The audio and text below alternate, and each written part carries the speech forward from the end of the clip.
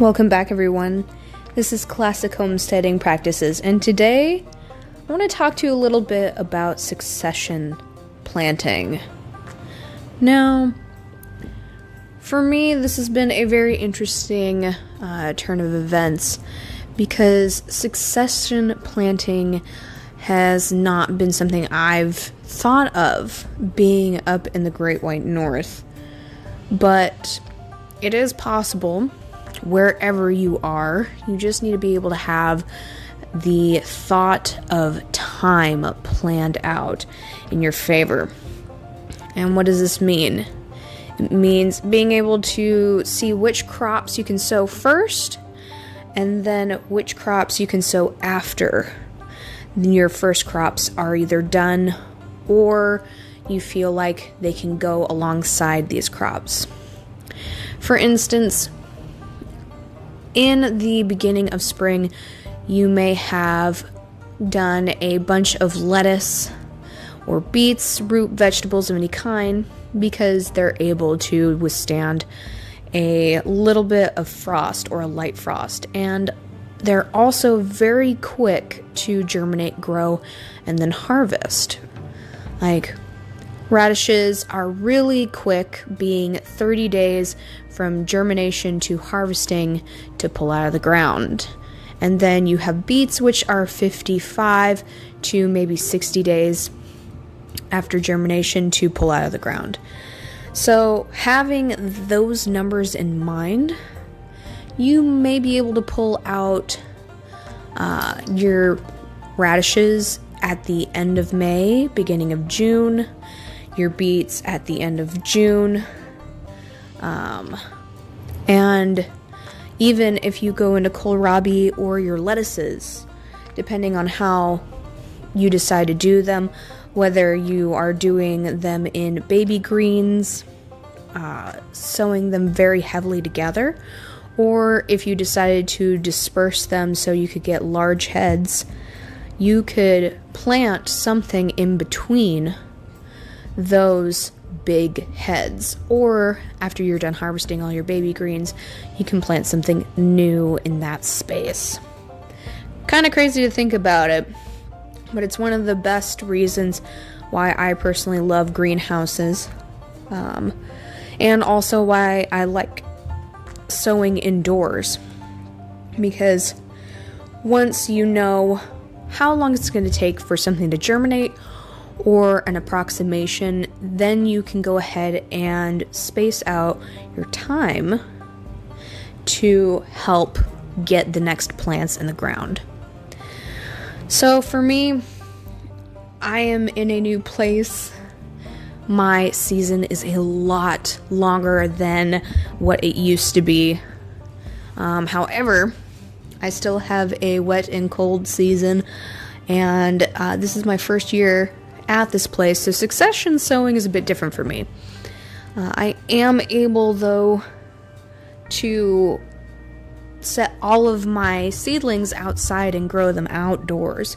So my succession sowing looks like putting corn out in April, even into mid-March, and having it grow its 85 days, and then afterwards pulling it up in about late June, mid-July.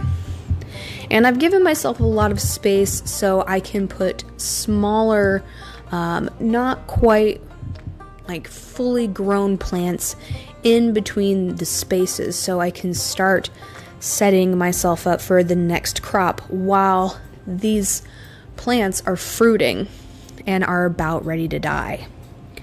So my corn, for instance, and my determinate tomatoes that are outside are about to die. They have given as much fruit as they possibly can, and I am going to be pulling them out of the ground probably within 2 weeks. But because I thought in advance, and I also planted new seedlings about a month beforehand, I also have I have new starts to put in the ground right afterwards. And this is why succession planting is so amazing, because after I put them in the ground, they can immediately start grabbing on to nutrients, having a larger space, growing larger, and I didn't have to sow new seeds immediately after taking out my old growth. I just have these starts to put in instead. And especially if you have something like squash, summer squash specifically, like zucchinis or cucumbers, white scallops, and many other kinds of pumpkins. Oh my goodness, the pumpkins. They will immediately grab hold of the space that you've given them, and they will take so much less time to give you new fruit. So, for instance, I put a zucchini plant in between two of my corn plants, and within 2 weeks it has already doubled in size. Now, by the time that I have my corn out of the ground, which will be in another 2 weeks, I hope that it will double in size again and most likely be ready to start giving me fruit. This is also really convenient because I've also started watermelon plants that are ready to go in the ground a little farther away from it. I've also started my tomato plants for the year, which are large enough to go in the ground safely and not be concerned about them. Actually, some of them have already tried to give blossoms, so I definitely know that they're ready to get in the ground. And again, because I've already started them, it'll be that much closer to harvesting the next set of fruit and vegetables. Anything that needs to be turned over, tilled over, make sure to give some compost or some fertilizer of some kind.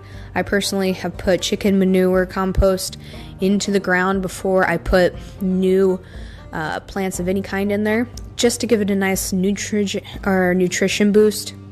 Nitrogen in the chicken manure just blasts off the new growth of leaf production, and then of course the phosphorus part of it is helping make those big, beautiful root structures that will help the plant just get more nutrition from the ground as we keep going. And just being able to get that head start, again, fuels more for better plant growth. Now, another thing to think about as well when you're doing plant succession sowing is maybe letting parts of the garden rest, or making sure that you have specific areas that are a little bit bare in between succession sowing. And the reason why you do that would be, again, just letting things rest, letting things recuperate, because you are damaging the soil, you're taking out root structures, and this is a really good time to give fertilization back. I usually dig a trench and I stick a bunch of green matter and brown matter in there so it can slowly decompose in there, along with doing a top dressing of compost. This may be too much for some people.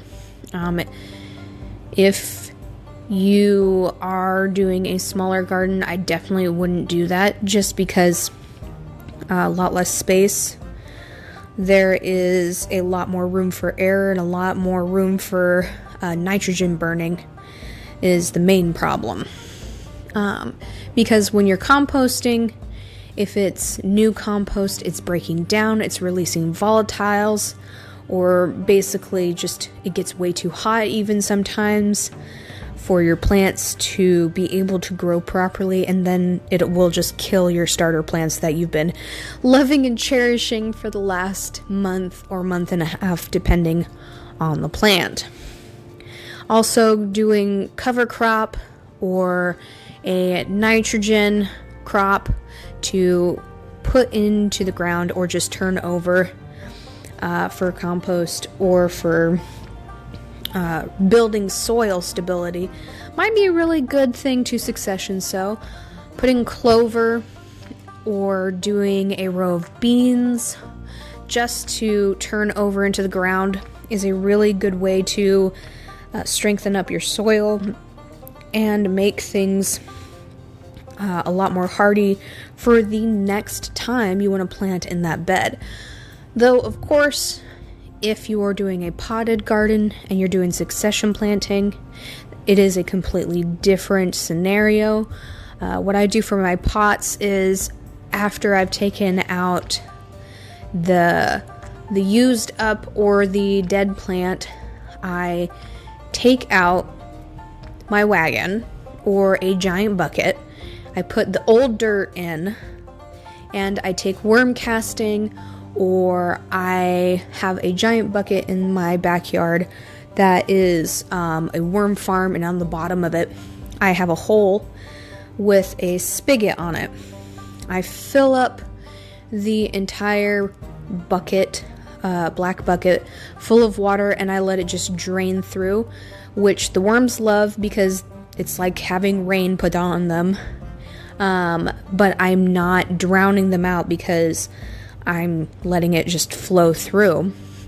But what that does is it gives you a compost tea or a worm casting tea, which basically is the the worm poop and the worm pee plus everything that is broken down into dirt, just siphoning through and bleeding out into the bucket. That's why when you see, if you do this,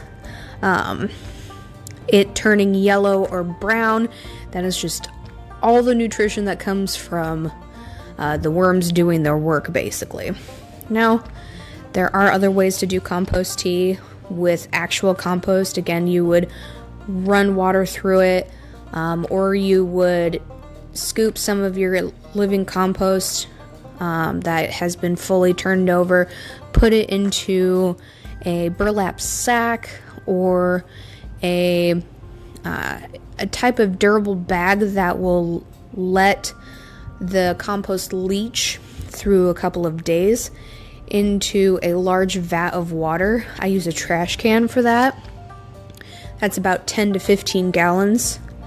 And then I use that water with the old soil, and I just I let it soak into the soil for a couple of days to put the nutrition back into the potting soil. And then I go ahead and put the potting soil back in the pots. I do a little layer of compost, about a quarter an inch to a half inch, and it just really boosts the soil back to where it should be. You also get a lot of microbial growth. You also get a lot of bugs coming in. Usually they are healthy bugs that will help build up the soil and help the overall growth of the next group of plants that you have that you're going to be putting into the pots. So something to think about is definitely researching more into worm composting, worm casting, different kinds of fertilizers to put in with pots or with any kind of beds that you're doing, whether they're in the ground or in raised beds, and seeing what fertilizer would work for you best. And then, like I said earlier, just go ahead and replant either in the spaces in between your currently large mature plants that are about to die, or in the spaces that you've already pulled out of and you're getting ready to just re-sow anyway. And this is a wonderful practice for being able to keep your harvest up all year or all season, in the case for most people. And this is also the way that you have a spring, summer, and fall garden. Because usually what happens is when summer dies down, or the frost is close, you are going to be starting up on your fall garden by doing frost-hardy plants like broccolis, kohlrabis, Brussels sprouts, and so on. Things that are able to last a soft freeze, which basically is when the temperatures get below 32 degrees Fahrenheit or 0 degrees Celsius, and then pop back up during the day to about 40, 50 degrees. And you are still able to harvest them. You're going to want to start those different seedlings around 6 to 8 weeks before your first frost. And then you'll be starting the cycling of succession sowing again about 3 to 4 weeks before your frost happens, or when you feel like your plants are established large enough in order to go into the ground and establish themselves in the garden, so they're able to grow well. But this is a really good opportunity to just learn, experiment, enjoy different fruits and vegetable plants, and if anything is to happen to your plants, like something just sporadically dies, or it's stunted, it doesn't take off, or, unfortunately the insects came for some of your plants and they're just gone, which has unfortunately happened a lot this year in my area.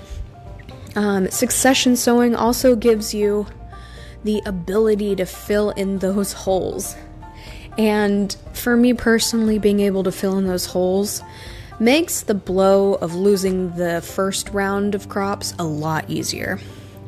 Now, thankfully, it doesn't happen too often, but it does happen where you do lose crops and there's nothing that you can do about it. But again, succession sowing is very helpful at making the blow lighter. And the frustrations of having lost a plant so soon in the garden year dull a little bit. So I really hope that you take this advice to heart and you try to do some succession sowing, some succession planting, and even if it means seeing something at a grocery store like a basil plant or an herb that you like, or the tomato plants that everybody is growing in the nurseries right now. Pick it up, put it in the ground if you have a space, and that can be your first beginning to succession sowing. I hope this was good info for you and well spoken advice to help you be prepared for the future. Have a wonderful time, guys. This is Classic Homesteading Practices. Have a wonderful day. Bye.